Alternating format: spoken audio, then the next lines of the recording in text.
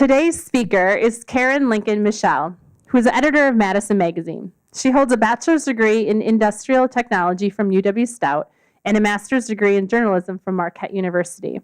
Most of Karen's career has been in daily newspapers, where she has held positions from reporter to executive editor. Drawing on years of experience in advocating for diversity in America's newsrooms, in both news coverage and staffing, Karen is going to talk to us today about the benefits of employing a diverse workforce and why diversity matters. We look forward to your presentation, Karen, and have made a contribution to the Rotary International Polio Plus Fund, and you are also receiving a copy of our Centennial History as a way to say thanks for speaking us today. As we welcome her to the podium, hopefully there will be time for some questions at the end, and we will have microphones circulating at the end. So please welcome Karen Lincoln Michel.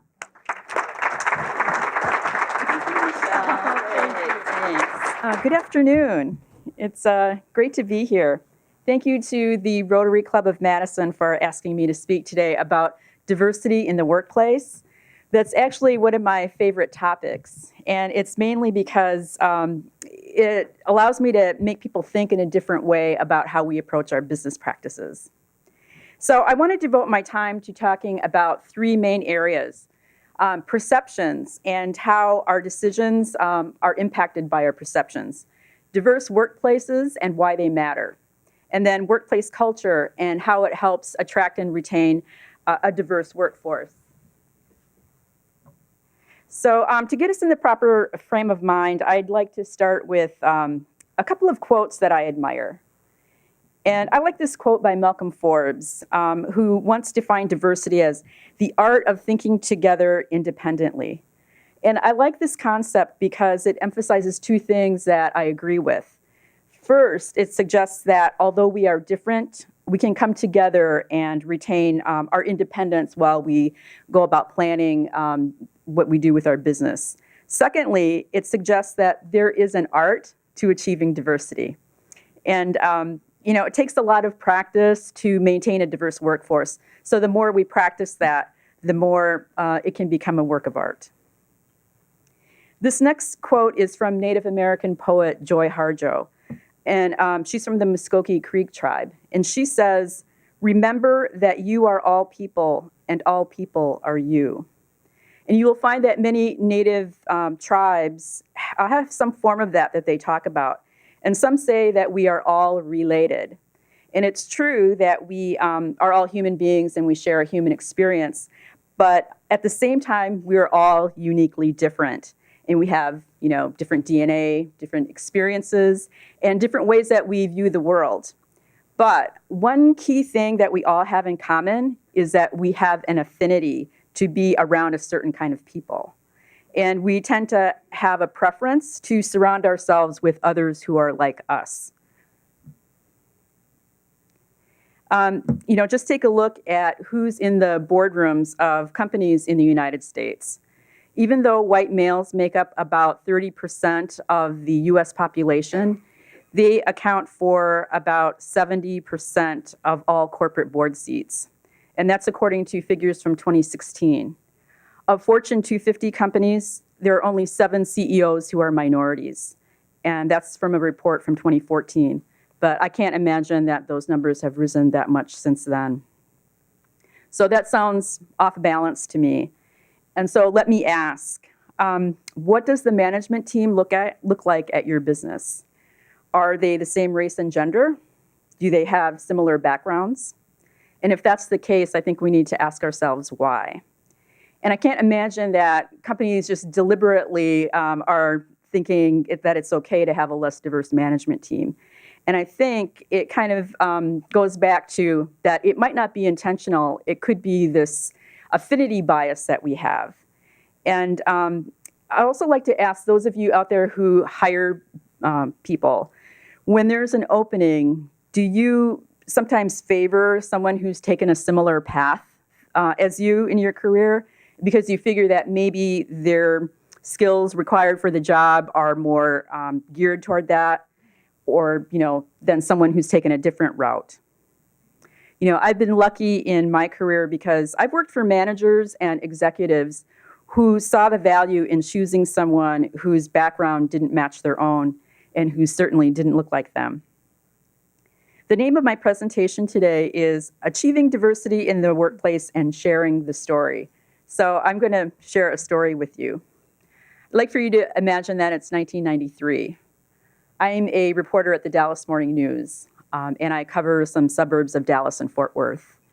There's a huge story that breaks in the Four Corners region of the Navajo Reservation in Arizona and New Mexico. Healthy people are suddenly taken ill with an upper respiratory illness, and within hours they die. The Centers for Disease Control and the U.S. health officials are really baffled as to what's causing it, and they call it the hantavirus. So as time goes on, more people are dying, and they're afraid that this is going to turn into an epidemic. It quickly becomes a national news story, and the Dallas Morning News is all over it. And of course, I'm interested in it because, not only because I'm Native American, but because I have friends and relatives on the reservation. But day after day, after I read our coverage, I see that our newspaper is only talking to U.S. health officials and government sources about what's happening. And they are not talking to the Navajo leaders or the Indian Health Service. So I say to my editors, if you're interested, I know some people on the Navajo reservation, and I can give you some contact information, and maybe we can do a story about how this is affecting the Navajo people. So within 24 hours, I'm on a plane to go cover that story. And I bring up this example because it shows that what the value is in challenging our perceptions. My editors saw what I could bring to that story, and they could have said, you know, she's only been here a little while, or, you know, she's not seasoned enough to handle a story like that. But they didn't. And so back to the story. So here I am on the reservation, and my assignment is, get this, talk to a medicine man and find out what he's thinking about what's happening on the reservation. They had no clue what they were asking me to do as a Native woman. Culturally, this is not something that I would do. But I'm a professional, so I end up finding a medicine man, and I found some spiritual leaders I talked to, and I ended up writing a story about a prophecy of the Navajo people. And generations ago, their ancestors had foretold of a time when a mystery illness would strike the people, and that it would happen at a time when they were beginning to lose their cultural ways and their language. And the people I talked to, they cited some examples of how that was happening. So because of that, I was able to deliver a story that no other news media outlet had. And it put a human face on the trauma that was happening out there at the reservation at that time. So how we perceive our employees and our colleagues matters. My editors stepped out of their comfort zones and gave me an assignment that ended up really enlightening our readers. And I have to say that throughout my career, I've continued to get chances to prove myself. When I was introduced just a few minutes ago, you might have heard that I was president of an organization called Unity Journalists for Diversity. And through that organization, I met with dozens of news industry leaders across the country. And I spoke at many conferences about the need for diversity in newsroom staffing and in news coverage. And I talked about how we needed to have diversity at every level of the company, not just the entry level. And at that time, I was a reporter, and I had no aspirations of becoming an editor or a manager. But after so many years of advocating for people of color to be in management roles, I decided it was time for me to step up. And when I made that known, there were so many wonderful managers who helped make that happen. And I'm here talking to you today because people gave me a chance. Sharp, open-minded people who believe in diversity saw merit in promoting someone who didn't look like them, but was willing to work hard and learn some new skills. And it continues to happen. I'd like to mention my current workplace. Two of my bosses are here today, and I'd just like to give them each a nod. Brian Burns is here. Brian, can you wave? Brian is Vice President and COO of Morgan Murphy Media, and Tom Keeler, who's Vice President and General Manager of WISC, and also a member of the Rotary. Earlier this year, Tom Keeler added me to a list of department heads within the company. And in essence, what he did was he gave me a seat at the table. And the table where I get to hear from key decision makers within our company about what's happening. So I just wanted to mention that and call out Morgan Murphy Media, because I think it's important for us as a community to start sharing that kind of information, to show that Madison has those kinds of companies that not only talk about diversity, but actually practice it. So thank you.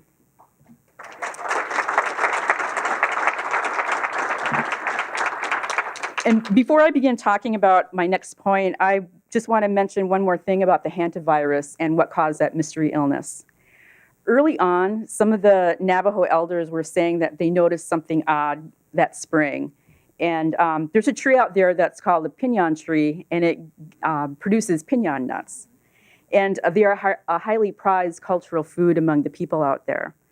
So they said that they believed the virus had something to do with these pinon nuts and this bumper crop. Of course, people just laughed at that. But what the CDC eventually found was that the illness was carried by rodents in that area. And what do rodents feed on? Pinon nuts. So sometimes solutions come from unlikely places and from people whose opinions we're not seeking. So this leads me to my second point, which is why diversity matters. I want to define how I see diversity, and so this is how I see diversity. It includes everyone. It's not just about one group or skin color or gender or any other demographic profile. It's all of us. And it reminds me of that Malcolm Forbes quote about thinking together independently. There's been a lot of research on diversity in the workplace, and I'd like to share some findings from the McKinsey report, which is a notable report that was updated in 2015. For companies that value and practice diversity, here are some of the things that they found. They win top talent. They improve customer relations. They improve employee satisfaction. They make better decisions. They retain talented employees, and they experience a cycle of increasing returns. So in this report, they offer some possible explanations as to why, which basically boil down to a few things. One, that top leadership really needs to drive the philosophy and incorporate it into a goal that permeates the entire company. And when you have a diverse workforce, your company, your customers take notice. For instance, maybe there's a segment of your market that you haven't been able to break into. You hire somebody from that neighborhood or who knows a lot about that segment, and they build connections and engagement. And then suddenly, potential customers start looking at the company in a positive way, and hopefully they become your customers. A very interesting finding was that a diverse workforce and management team helps the company make better decisions and makes them more competitive. The McKinsey research shows that companies in the top quartile for gender and or racial ethnic diversity are more likely to have financial returns above their national industry medians.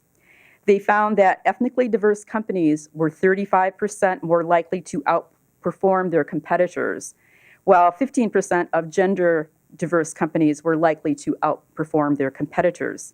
And companies in the bottom quartile in these dimensions are statistically less likely to achieve above average returns. And they said that diversity is probably a competitive differentiator that shifts market share toward more diverse companies over time. So McKinsey said that this correlation indicates that when companies commit themselves to diverse leadership, they are more successful. Here's a quote that sums up these major points. When aligned with organizational objectives, diversity can be a powerful contributor to the organization's competitive advantage. And that's by Edward E. Hubbard, who has studied and written about diversity. Now, here's the third and last point that I want to make, which is about culture in the workplace. How many of you think of your workplace in terms of having a culture? Okay, great. Yeah. It differs from department to department, but generally overall every work site has one. And maybe I'm more intuitive than most people, but I can go into a place and spend a little time there and detect what kind of business culture it has. And it's probably no surprise to you that I've worked in places where I've been the only person of color, or maybe one of few. And I'm usually the only Native American. And I can get along with all kinds of people, but sometimes it can be isolating when you're the only person of color. What I found over time is that when a business starts putting programs and policies into place that are welcoming to people with diverse backgrounds, they can attract and retain people of diverse backgrounds, which is, sounds pretty simple, right? But what I've also found is that programs and policies aren't enough unless they're being driven by top people. Leaders are the ones who create the workplace in your workplace. So that's really important. I've been privileged in my career to have run my own newsroom. When I was executive editor of a newspaper in Lafayette, Louisiana, I wanted to create a newsroom where it was open and open to everyone. By that time, I was tired of hearing from my colleagues across the country who would say, well, we want to hire minorities, but we just can't find them, or we can't find any who are qualified. So in my time as executive editor, I filled 14 jobs out of a staff of about 30, and 8 of those were people of color. Some of them moved across the country, in part to work at a newsroom that was led by a Native American woman. So we were probably among the most diverse newsroom in the company, percentage-wise, at that time. And it was important for me to try to create an atmosphere in which people from diverse backgrounds felt comfortable and felt welcome. I spent time coaching young journalists and trying to get them training. I also was able to get a few of my employees into mentoring programs. And I checked recently, and I'm sad to say that of the people of color that I hired, only one is still there, and that person is the only journalist of color in that newsroom. So I've mentioned some things that, that can create an inclusive atmosphere, such as the programs and policies. But these types of things, they demonstrate how committed a business is to diversity. Each year, Madison Magazine does a special project that's called Best Places to Work. And so we contract with a company to administer a survey that measures responses in 6 major categories. Last year and the year before, we asked the companies who wanted to opt into a survey that asked specifically about diversity. One of the key measurements is whether a company has a mission statement, especially for diversity and inclusion. Another key factor is whether a business has a diversity officer or someone whose sole job it is to oversee diversity practices. In the 2016 survey, we had just a few companies that opted in. And although we didn't give out an award, we gave a Grace Hospice and Palliative Care a special mention because they had both a mission statement about diversity and they had a diversity manager. So these 2 factors are also included in an annual study by MadRep. And MadRep found in 2016 that of the businesses surveyed, only 14% had written diversity statements. 86% did not, which seems kind of high. Also in 2016, when businesses were asked how many of them had a staff member whose job it was that was just devoted solely to diversity, MadRep found that 90% did not have any such staff member, and that of the 10%, only 4% were full-time employees. But just in the last year, I've heard in places locally that have hired diversity managers. And CUNA Mutual is one, and they hired Angela Russell to fill that role. And by the way, Angela is going to be in the April issue of Madison Magazine in the Spectrum Voices feature. The other is that I heard of is the Overture Center for the Arts. and they hired a director of diversity and inclusion. So that's really great to hear. Those are the kinds of hires that I think we not only need to celebrate, but emulate. My last point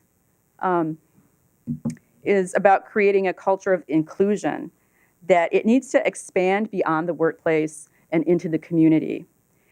Madison needs to be a welcoming place, and in a lot of respects it is. But for some, particularly racial and ethnic groups, there are reasons to improve. And I know that we've all heard about the Race to Equity study and the disparities that it identified in education and in other areas. But I'd also like to add that I think there aren't enough businesses that cater to communities of color and what they might need. I'm Ho-Chunk, and there are a few places that I can go to find maybe cultural items and gifts or the type of music that I like to listen to. So for each racial group that you talk to, there are probably other examples that are similar.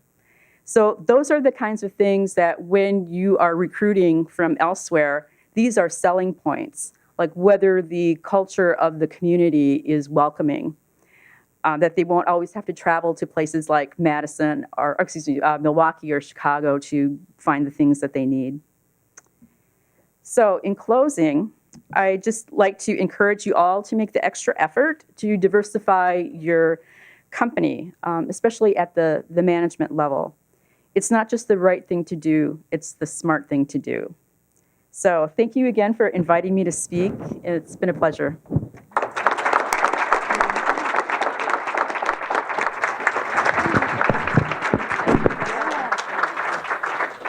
Thank you so much, Karen.